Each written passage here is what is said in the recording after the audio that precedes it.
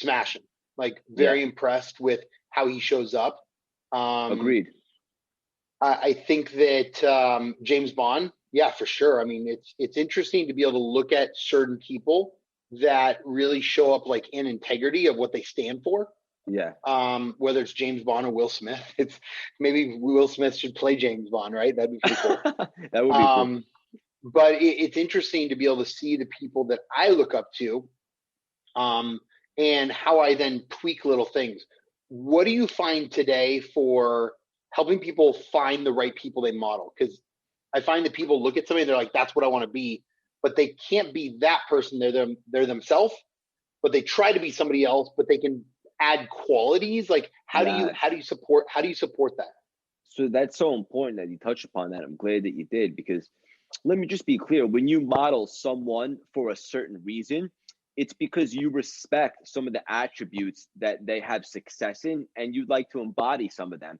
It doesn't mean you have to take their persona on. Like when I go to bed, I'm still Craig Siegel, still Daniel Puder. Like, but for example, at the time when I had just gotten to Wall Street out of college, I needed to elevate my confidence.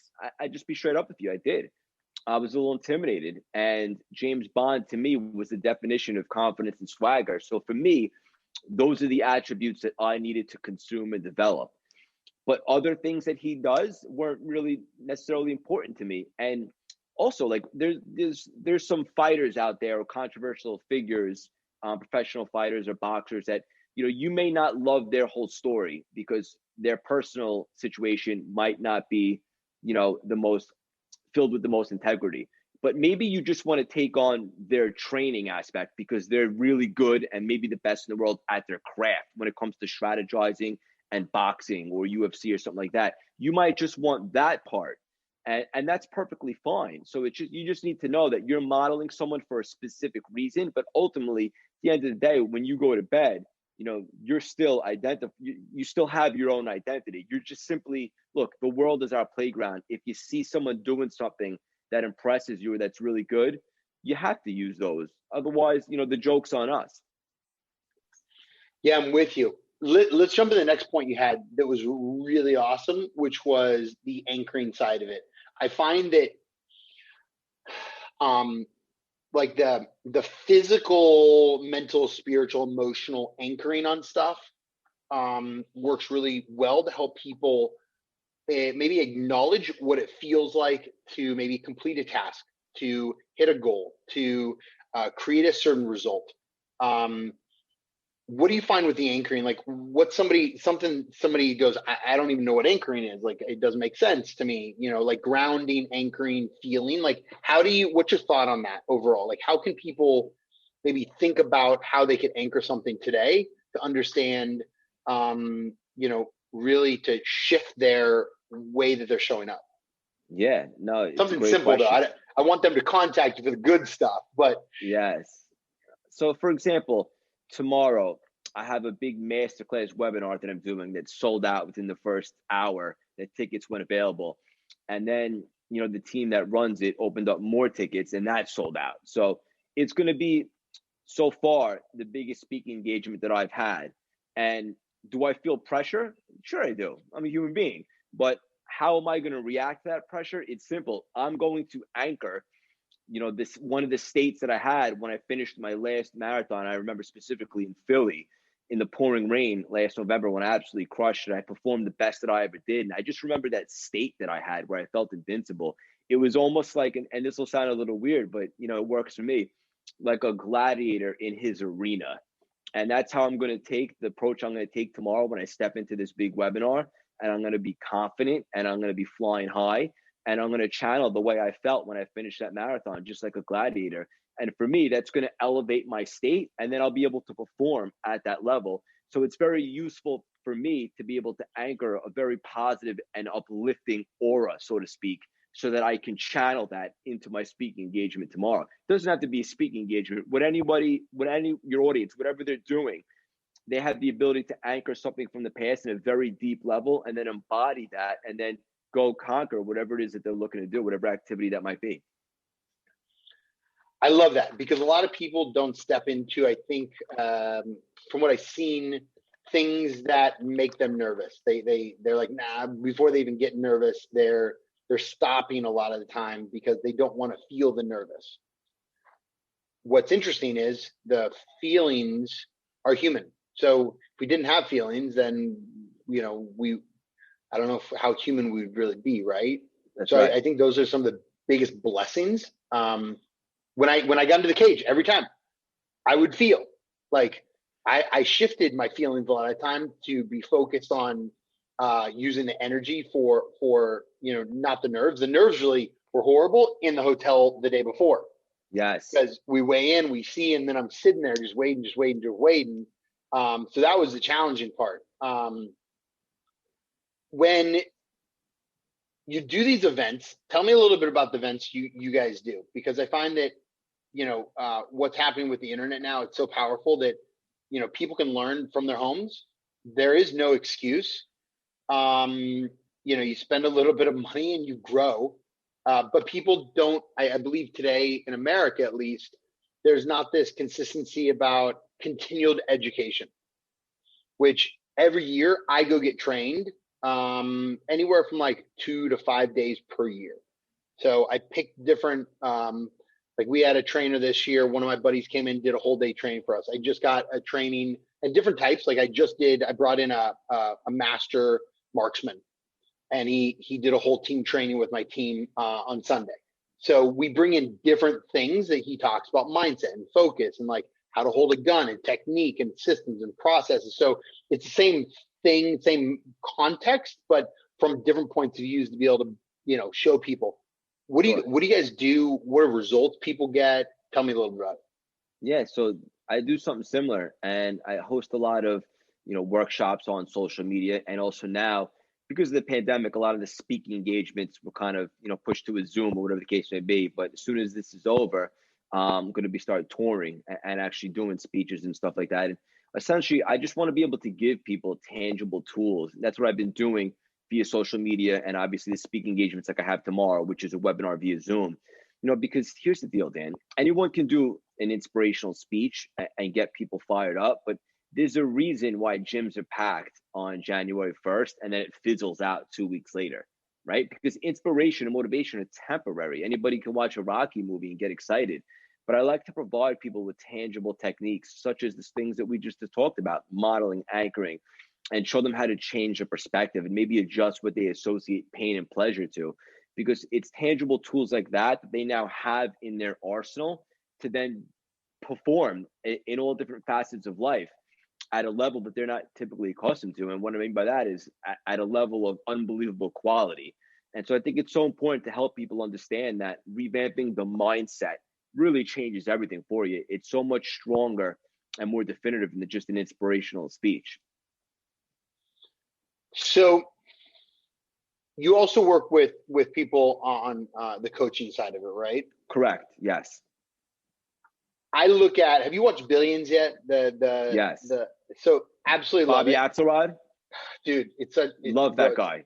It's such a great TV show that's probably in pretty fact, accurate. Look at this.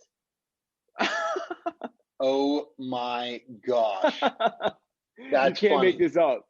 You can't that's make funny. This up. So I mean, it's very real, right? Like conceptually, like how there's people like that I know that are very, very high energy, driven, focused, that make a lot of money.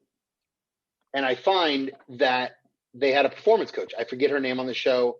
Wendy Rose. Wendy. Yes.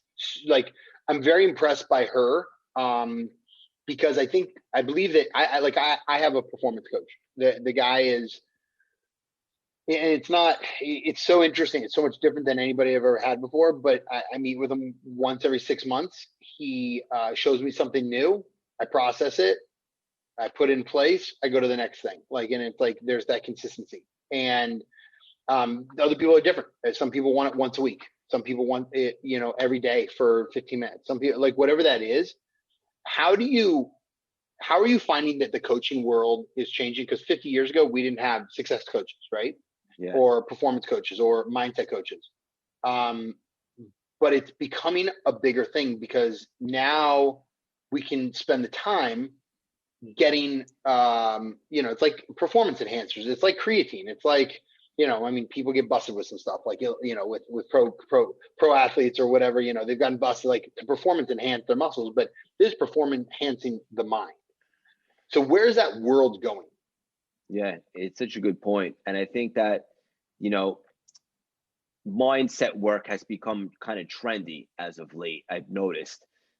Which, listen, it's a good thing ultimately if people are doing it right. And the answer to your question is I believe people are starting to understand more and more that you can manufacture a much better performance in different areas by altering your map of the world. And what I mean by that with map is, like I said earlier, your understanding of the world is really your understanding of your map. And by enriching your map, you open up potential possibilities. It's a change of perspective, and it really does work wonders. And I love that you have your performance coach. And one thing I want to touch upon that you said is I agree with you 100%. You have to really condition yourself once you learn these techniques. It's not something that you just give someone and you say, all right, tomorrow is something different.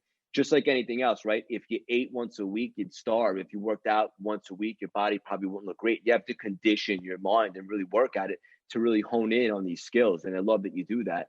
And I totally agree with you. And I think that ultimately it's positive that more and more people are starting to focus on their mindset.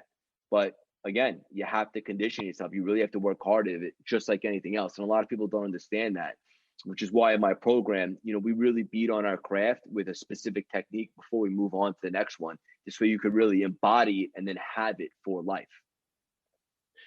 So I find that there's some people that get out of college and they're stuck. And I believe that they're stuck because they just went through, from kindergarten through college, and they don't understand how to, I find two things. One, build relationships. And two, it's how to learn how to learn. They've been taught, read this book, take a test, read a book, take a test, read a book, take a test for, 20 years of their life. And then they're just like, hold on, what's going on? Like, I don't understand how to really perform in life. Yeah. Was there one place in your life where you were like, wow. I gotta write that down. I gotta be honest with you. I love the way you worded that. I gotta write that down, my friend. Learn to learn. That's beautiful. So that's, I ask every kid in my college classes that I taught or in our schools, I go, what's the purpose of school? What's the purpose of college? What's the purpose of school? 90% of people will say to graduate or get a diploma. And so I pick up a piece of paper and I'm like, awesome. So get a piece of paper. What's that going to do for you? And they're like, oh, it's going to get me a job. I'm like, hold on. So, okay, here's a piece of paper. Go, where's your job? Like, it's interesting how people think of processes which aren't reality. It's their thought is, oh, I need to do this step, which is great for like the step process. So I always talk to people about learning how to learn or about building relationships. Like school, I believe, is only good for two things. And the learning how to learn is the commitment and the follow through and the technique and how you show up on time and how you dress and what you say and what you do and what questions you ask and all these things that if it takes 10,000 hours to become an expert in something, then you get to do it. Like, this is practice time from when you're younger.